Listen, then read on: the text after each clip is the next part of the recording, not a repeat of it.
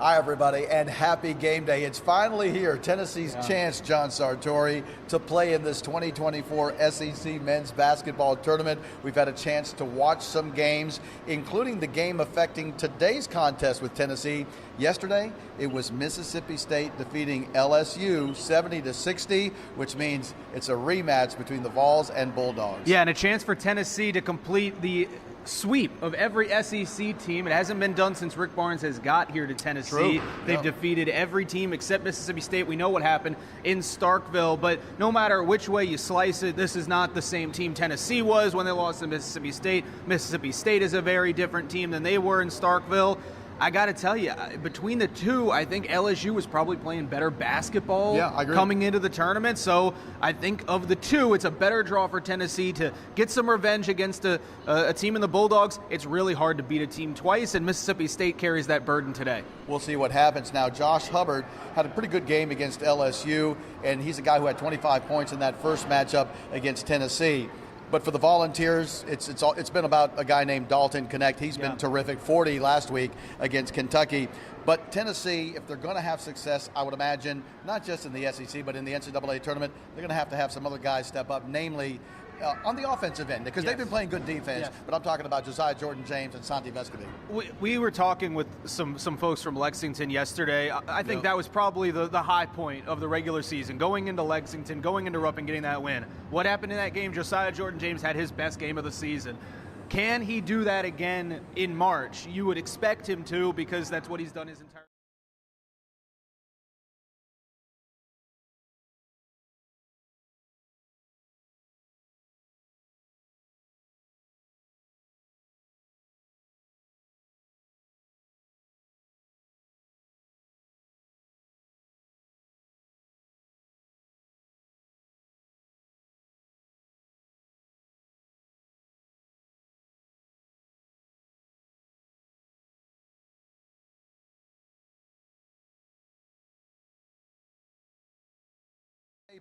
And coach says you can expect them to go all out when it comes to that side of the court. Yeah, and I mean, that's what Rick Barnes has hung his hat on his entire time at Tennessee, and it's what everybody talks about. Dalton Connect scoring the basketball, but Tennessee says they want to hold opponents to under 69 points. If you look at Tennessee's record this year, the only time they've lost when they've allowed less than 69 is South Carolina, and that was their worst offensive game of the year, an uncharacteristic offensive night for the Vols, especially with the way they've scored the ball this season.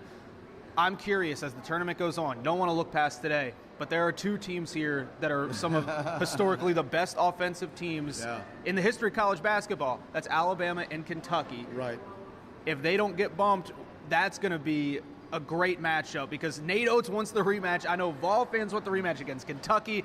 Plenty of storylines still remaining as 8 teams are still here in Nashville. And to break down the bracket for you just a little bit, of course, Tennessee is playing State, but it's Auburn against Alabama later today, too. And that's an interesting matchup. So Tennessee, should they win, will play one of those two teams. Boy, that would be something, a rematch against Bruce and those Auburn Tigers. Remember, Tennessee did beat Auburn at home. And then if you can get past that, could it be another Tennessee-Kentucky matchup in the final, which would be game number 13 of this championship on Sunday? Yeah, and the question for Kentucky is, can they play well enough defensively? You know, because they're talented. They are, and they can score the basketball. They're not going to have any trouble scoring, but will they be able to play well enough defensively? They were in Knoxville. That's the reason they came out with the win. They were fantastic at containing the inside. They were really good in the post. Alabama and Auburn, I'm excited to see that one tonight, because that's a tough matchup for Tennessee if they are able to get past Mississippi State, no matter which way you cut it, because we know how good Alabama is offensively. It's hard to beat a team twice, really hard to beat them 3 times. And then Auburn, the Auburn media that are here, they thought that was one of Auburn's better games when they came to Knoxville, despite the loss. So people have been throwing their best at Tennessee. The Vols have been handling it all year, and now the question is, can they handle it?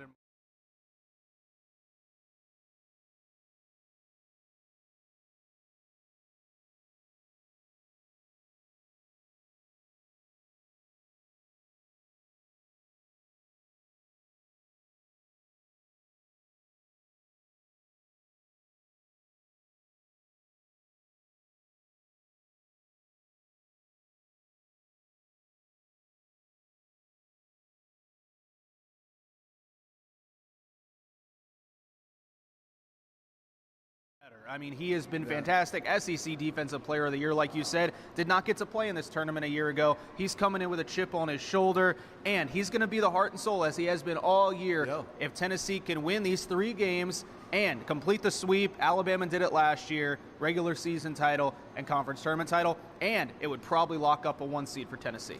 All right, so we're going to wrap it up for now, but before we go, thought you'd be interested in seeing this. Speaking of Zakai Ziegler, our Paige Dower had a chance to speak with the talented junior point guard before coming west here, making the trip to the Music City. Here's what they had to say, and don't forget, folks, our coverage, the game's at 1 o'clock on ESPN, but our coverage continues both online during the game and then afterwards on WVLT News at 4, 5, and 6. We'll see you then, but here's Paige Dower's interview with the aforementioned Zakai Ziegler. I still know that I have many ways that I can go and work to get better at. You're just over a year past your season-ending ACL injury. Where did you spend your most time and energy during that recovery process? Well, here. Once they told me I had to start the process, Coach G and Chad, they put so much time and effort in with me, and it was a lot of ways that they had to push me because I was a little nervous to do certain things, and Chad just talking to me and telling me I gotta push it, I'm gonna be fine, I could just keep pushing. And G, man, we were probably in this facility 6-7 hours out of the day, just trying to do something as simple as lifting my leg. But it was baby steps, and I had to take the small wins as big wins. And from that point on, once I had to learn that process, I just started getting better and better. What were you working on? Obviously, you're a baller. You can't stay away from the game. So what aspect of your game were you working on when you couldn't be out on the court? Yeah, well, honestly, once I was able to just stand up on my own, me and Coach G and Coach Barnes was actually here with me too, and we were just working on shooting. I used to sling the ball behind my head kinda and shoot, and he started telling me I had to just move it a little bit, and honestly, it felt a little bit weird just shooting like that because I was just shooting in front of the basket for so long, but now since that, I honestly feel like I'm able to shoot the ball quicker from farther and shoot the ball even better than I ever have, and I feel like this year is showing a little bit. How would you evaluate yourself as a player this time compared to this time last year? Yeah, well, I feel like last year I was on a pretty good roll. I had things going. Me and the guys were connecting, but this year I feel like I'm doing kind of the same thing, but just at a little bit better pace and understanding each game, going into each game, understanding the teams better. Because last year I understood what was going on through scout and stuff, but this year I feel like I'm really getting it on my own before the coaches have to say something. How much is each game building your confidence and motivating you towards the next one? Yeah, every game is building my confidence a lot, especially these last couple games. We're playing a bunch of great teams, and I'm the type of guy I like to play against top competition night in and night out. And just the teams that we're playing against, we know going into them, none of them are going to be easy games, and that's just the type of environment that I love to be in. Being back on the court, how much joy does that bring you? Yeah, so much joy, and it gives me joy that I could give joy to other people. My teammates are happy to see me out there, or the whole Vol Nation is happy to see me out there, my family. So it's really just a blessing that I get to put smiles on people's faces once I check in or once I'm in the game. Obviously, there's a lot that goes into being an elite point guard. It's not just the assist, not just you in transition, bringing the ball out. You drive to the basket harder than anyone here on the team. Just what do you love about that set, that situation, and where you're taking the contact? Yeah, well, before I played basketball, I was really a football player, and I always liked contact. So it was coming into basketball. I always just think it was a little bit soft because we wasn't allowed to bump each other a certain way.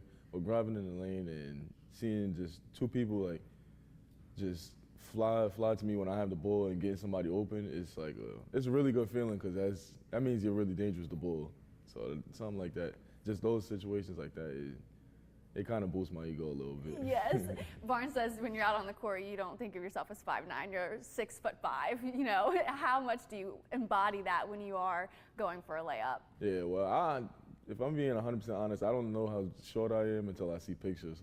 One day Freddie posted a picture of, it was me, him, and Jonas, and I was like, dang, I'm really that short? I don't really feel like it. I feel like I'm the same size as you, and he's 6'5", Jonas 7 foot.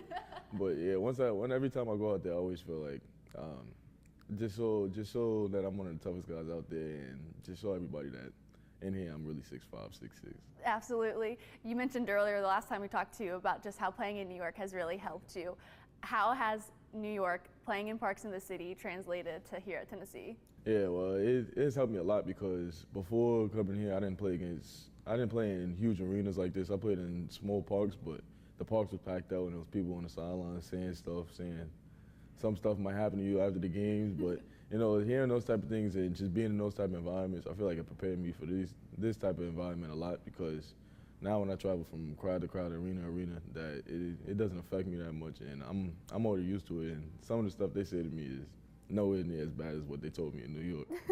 How has the physicality of playing pickups and tournaments in New York prepared you for the physicality here? Yeah, it's prepared me a lot because they don't really call too many fouls like that. So if you're driving the ball and then if you're going up soft and the ref sees that and he's not going to call it, and the ref will gladly tell you, yeah, you went up soft, so I'm not going to call it. And if you go up strong and they foul you, okay, you'll get the call. But it's prepared me a lot.